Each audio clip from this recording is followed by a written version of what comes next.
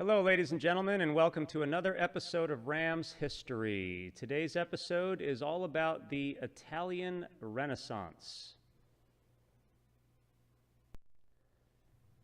Now, Renaissance, of course, means rebirth, and what we are discussing in particular is the rebirth of Western civilization from the Middle Ages. Now, to give you some context, the Renaissance began in Italy and it gradually spread from there to the rest of Europe.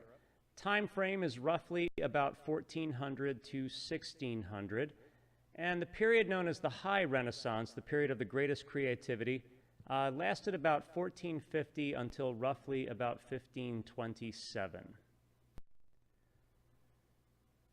Now, the concept of the Renaissance was really begun by this historian, Jacob Burckhardt.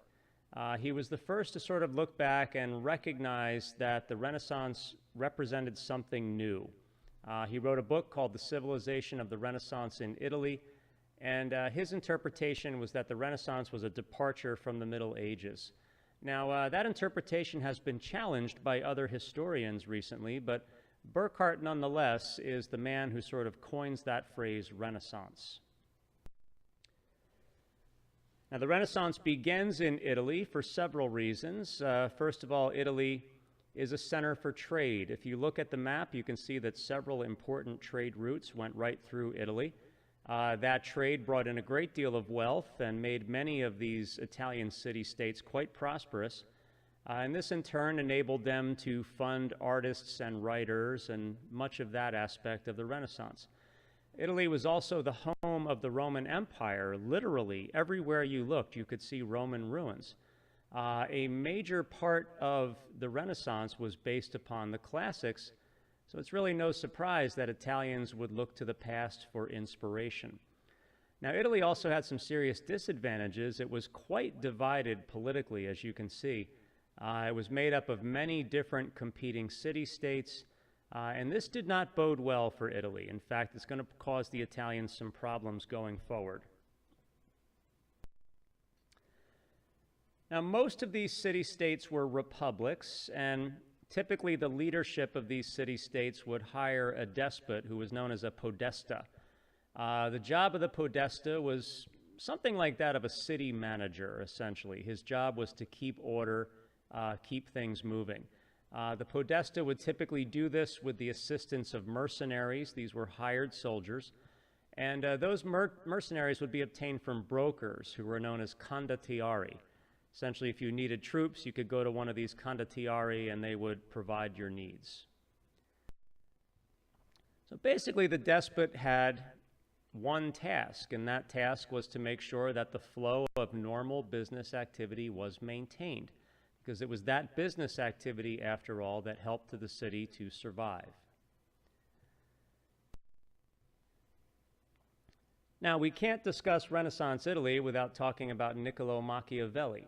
All right, the name Machiavelli has become synonymous today with ruthless political expediency. That concept of the ends justify the means. It's essentially what Calvin and Hobbes are discussing there. Now, Machiavelli wrote his book, The Prince, for a very important reason. Machiavelli was actually a man with a dream. What he was hoping to do was to unify Italy and make it great again. Machiavelli was looking back at the Roman Empire, and he was looking at Italy when it was at the peak of its power and prestige. Now, when he looked around Renaissance Italy, all he saw was chaos and disunity. So what he was really hoping was that some leader would take his advice and emerge as a leader strong enough to unify Italy and begin to restore Italian greatness.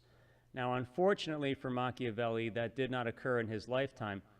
In fact, Italy as we know it today was not created until the 19th century. It was during the 1860s, about the time of our Civil War, that Italy finally began the process of unifying and becoming the modern state it is today. Now, what Machiavelli was promoting was this concept of what he called virtù, civic humanism, it was also known as. Essentially, what he was promoting were the qualities that, in his mind, made a good citizen. All right, and these were the qualities of ruthlessness, bravery, strength, pride, valor, things along those lines. What Machiavelli was looking for was a man who possessed these traits, a man who was capable of making headway in the rough and tumble of Renaissance politics. Now, don't confuse this with the concept of Christian virtue, right? Christian virtue tells us to love our neighbors and to be good men and good women. That's a very different concept than the type of virtue that Machiavelli was promoting. Machiavelli's virtue was more about the making of a good Renaissance citizen rather than a good man.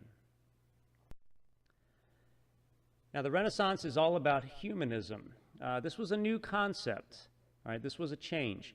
Medieval Europeans usually spent much of their time preparing for the afterlife. What was done in this life was meant as a preparation for life after death. The Renaissance changed that, and with humanism, people began to look at the here and now. How can we celebrate this life and make this life better? Now, humanism had some characteristics. It was based upon a study of the classics, so Latin, Greek, and even biblical sources. It was highly individualistic. Like the name implies, this was a celebration of the human condition. And finally, it was very secular, which means it was non-religious. Now, that's not to say that Renaissance humanists rejected the church. Not at all. Many of them were loyal Catholics and churchgoers. But what it means is that their outlook on life was not driven solely by religious considerations. Now, we cannot mention humanism without discussing Petrarch. He's known as the father of humanism. He spent a great deal of time traveling around collecting ancient manuscripts, Greek and Roman, and he would transcribe them and copy them. And he spent a great deal of time writing about the ancient Romans. For example, he wrote a poem called Africa, which was a tribute to Scipio Africanus, the Roman general who defeated Carthage. Now, in addition to his academic pursuits, Petrarch had other interests. He was quite infatuated with a woman named Laura. Now, Laura was married, and Petrarch actually saw her in church one day. She was apparently quite beautiful, and he immediately fell in love with her. Now, we don't know today if Petrarch and Laura actually ever had any kind of contact or even spoke with each other, but she was the inspiration for a great deal of his poetry. And in fact, when she passed away, Petrarch was heartbroken and even wrote a poem about that. So one of his poems to her is written here, if you'd like to read that on your own time. But I've always thought it was a little sad how Petrarch sort of pined away for this woman who probably didn't even know he existed. Now, Lorenzo Valla is another good example of a Renaissance humanist. There was a document called the Donation of Constantine. This was a document from the Emperor Constantine granting a bunch of land to the church. Lorenzo Valla read the document and was able to demonstrate that some of the words in the document were not in use during Constantine's time. So it's a good example of a Renaissance humanist using sort of historical research to prove a document as a fraud. Now, how should a gentleman behave? Well, that was a major question Baldassare Castiglione tried to answer. He wrote a book known as the Book of the Courtier, and essentially this book gave advice to young men on how to behave at court. So if I remember rightly, Sir Count, I think you have repeated several times this evening that the courtier must accompany his actions, gestures, habits, in short, his every movement, with grace. Now, Pico della Mirandola, another major Renaissance thinker, he was all about a concept called Platonism, essentially reviving the thinking of Plato. Now, one of the things Mirandola pointed out was that men were unique because we have a choice. We can choose to soar with the angels, or we can choose to wallow with the pigs. Angels have to be angels, pigs have to be pigs. Only man has the freedom to choose. And again, that's another very classic Renaissance humanist celebration of the human condition. So why does the Renaissance in Italy end? Well, a few reasons. First of all, when Constantinople was captured by the Ottoman Turks, this led to a drop in trade. That drop in trade, of course, caused Italy's economy to decline. And with that, there was less money for things like the arts. Another major problem, of course, were foreign invasions. As I already mentioned, Italy was hopelessly fragmented. So as French and Spanish armies began rampaging across, competing for influence in Italy, this conflict brought the Renaissance period to a close. Finally, there was the Counter-Reformation. Now, the Reformation had begun in the 1500s, and the Catholic Church launched a Counter-Reformation against it. And the Counter-Reformation had the impact of sort of chilling the arts and literature, as many artists and writers became afraid of offending the church. And this also sort of helped to end the most creative period of the Italian Renaissance. All right, ladies and gentlemen, there are some questions for you to ponder, so we do thank you for visiting Rams History, and we will see you again soon.